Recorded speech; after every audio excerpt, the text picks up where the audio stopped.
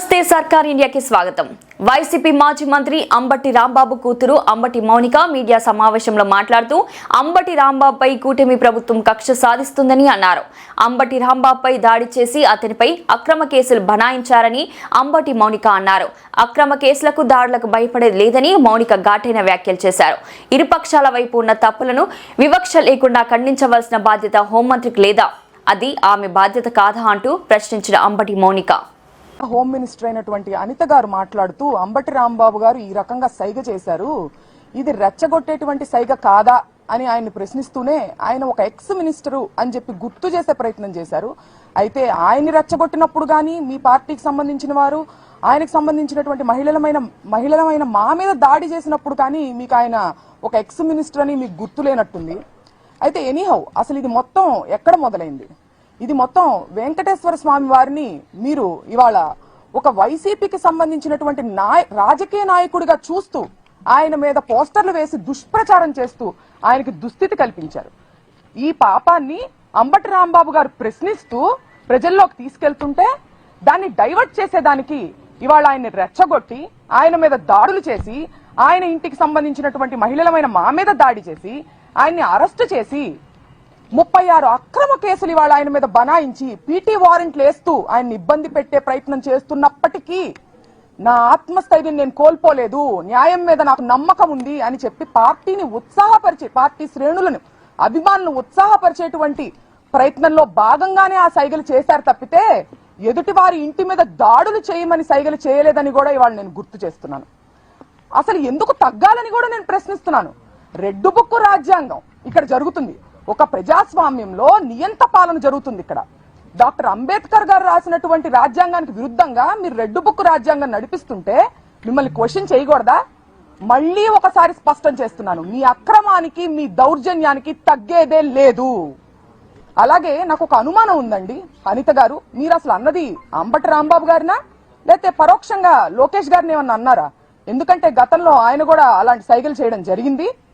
మిమ్మల్ని తిరుపతి లడ్డూ విషయంలో అబద్ధాలు చెప్పమని ఏమన్నా ప్రెషర్ చేస్తుంటే ఆ ఫ్రస్ట్రేషన్ ని పరోక్షంగా మీరు ఆయన మీద చూపించినట్టు కూడా నాకు అనుమానం కలుగుతుంది. అలాగే ఈ సందర్భంలో మీరు గతంలో అమ్మ అనేటువంటి పదంలో కూడా ఎంత భూతర్థం తీసి మాట్లాడొచ్చు, ఎంత అశ్లీలంగా మాట్లాడొచ్చు అని చెప్పి మీరు ప్రపంచానికి తెలియజేశారు. చూసారా? ఆ ఘనత మీకు మాత్రమే చెందుతుందని కూడా నేను చెప్తున్నాను.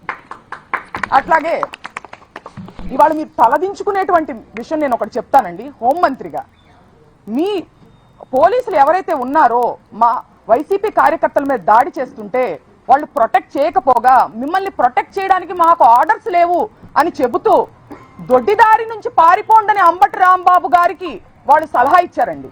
దీనికి అంబటి రాంబాబు గారు ఏమన్నారో తెలుసా? నా ప్రాణాలు ఇక్కడైనా వదులుతాను, చావనైనా చస్తాను, కానీ దొడ్డిదారి నుంచి పారిపోయే ప్రసక్తే లేదని ఆయన చెప్పడం జరిగింది. మరి మీ పోలీసుల పనితీరు ఎట్లా ఉందో ఒకసారి మీరు ఆలోచించుకోవాలి. అలాగే ఇదే సందర్భంలో మంత్రివర్యులు లోకేష్ గారు మాట్లాడుతూ సీఎం గారి తల్లిని అన్నారు అని చెప్పి ఆయన అనడం జరిగింది. సీఎం గారి తల్లి అయితే ఒకటి, ఇంకొకరి తల్లి అయితే ఒకటా అండి? తల్లులందరూ ఒకటే కదా. మీరు పవన్ కళ్యాణ్ గారి తల్లిని తిట్టచ్చు, ముద్రగడ గారి ఇంట్లో ఉన్నటువంటి మహిళల మీద దాడి చేసి వాళ్ళని లకారాలతో మీరు తిట్టచ్చు. ఇవాళ అంబటి రాంబాబు గారి ఇంట్లో మహిళలమైన మా మీద దాడి చేసి మమ్మల్ని తిట్టచ్చు. అలాగే నల్లపురెడ్డి ప్రసన్న కుమార్ రెడ్డి గారి ఇంటి మీద మీరు దాడి చేసి వాళ్ళ ఇంట్లో 90 ఏళ్ల వయసు ఉన్నటువంటి తల్లి గారి మీద దాడి చేసే ప్రయత్నం మీరు చేయొచ్చు.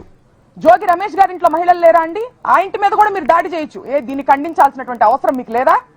అలాగే ఇదే సందర్భంలో మీరు ప్రతిపక్షంలో ఉండంగా అప్పటి గౌరవ ముఖ్యమంత్రి జగన్మోహన్ రెడ్డి గారి మీద మీరు లండన్ కి వెళ్లారు అనే ప్రస్తావనతో మీరు ఎట్లాంటి అశ్లీల వ్యాఖ్యలు చేశారో మీరు ఒకసారి గుర్తు చేసుకుని ఆత్మవిమర్శ చేసుకోవాల్సిన అవసరం ఉందని కూడా ఈ సందర్భంగా నేను లోకేష్ గారికి తెలియజేస్తున్నాను. అలాగే ప్రశ్నించడానికే ఉద్భవించింది జనసేన పార్టీ అని చెప్పారు పవన్ కళ్యాణ్ గారు. మరి ఈ ప్రశ్నలన్నీ ఎందుకు ఆయన అడగట్లేదు అనే ఒక పెద్ద ప్రశ్న మా అందరికీ ఉందండి. దయచేసి మీరు వీటన్నిటిని ఖండిస్తూ వాళ్ళని ప్రశ్నించాలని కూడా నేను కోరుకుంటున్నాను. ఎవిడెన్స్ ఏమన్నా లేడీ దగ్గర మాకు ఇస్తే మేము చర్యలు తీసుకుంటామని సభలో హోంమంత్రి చెప్తున్నారు. అంటే ఆమె తెలియదు అంటారా రాంబాబు గారికి? అంటే ఎంత దురదృష్టం అంటే అండి, ఇవాళ ఆవిడ మహిళ ఒక హోమ్ మినిస్టర్, ఒక రాష్ట్రానికి సంబంధించిన హోమ్ మినిస్టర్ అనేది ఆవిడ మర్చిపోయారు. కేవలం ఒక టీడీపీకి సంబంధించినటువంటి కార్యకర్తగానే ఆవిడ స్పందిస్తున్నారు. ఇరుపక్షాల ఉన్నటువంటి తప్పుల్ని ఖండించాలి వివక్ష లేకుండా అనేది ఆవిడ బాధ్యత కాదా? ఇటు పక్కన వాళ్ళ గ్రంథాలయం చైర్మన్ వందన గారు చేసినటువంటి వ్యాఖ్యలు ఆవిడకి చేరలేదా? అవి రెచ్చగొట్టేటివి కాదా? గల్లా మాధవి గారు తరువాత రోజు దాడి జరిగి అరెస్టు జరిగిన తరువాత రోజు కూడా ప్రత్యక్ష ప్రసారంలో కూర్చుని ఆవిడ మమ్మల్ని బెదిరిస్తూ రెచ్చగొట్టేటువంటి వ్యాఖ్యలు ఖండించాల్సినటువంటి బాధ్యత హోమ్ మినిస్టర్ గా ఆవిడకి లేదా?